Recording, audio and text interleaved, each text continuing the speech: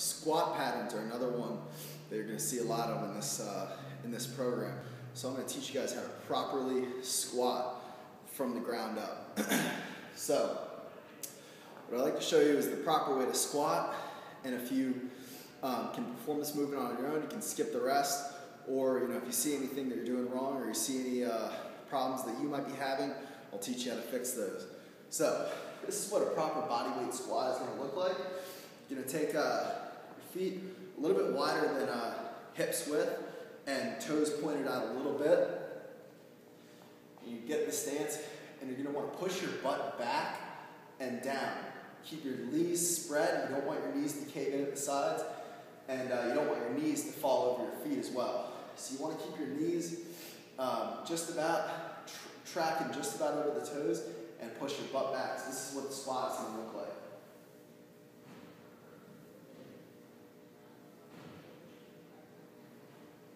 So notice how I'm pushing my butt back, reaching back, and falling down, while my knees really are not falling over my toes.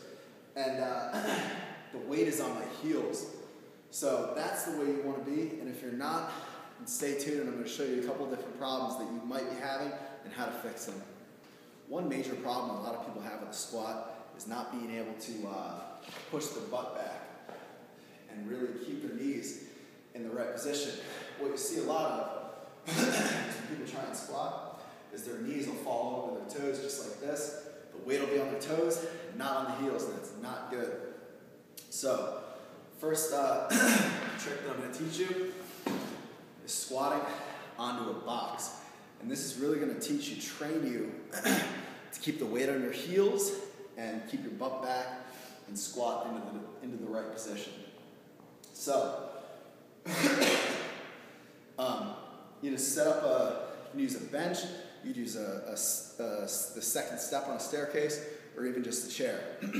What you're going to do is when you squat, make sure you're getting in your stance, toes a little bit pointed out, a little bit wider than hips width, chest up, lower back flat, reach your butt straight back, and sit down.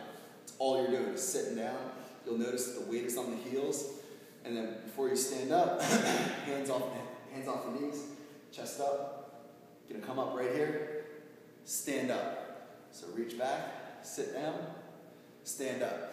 You're gonna notice that this is gonna help you keep your weight on your heels and really kind of train you, use that muscle memory to keep you in the squat position.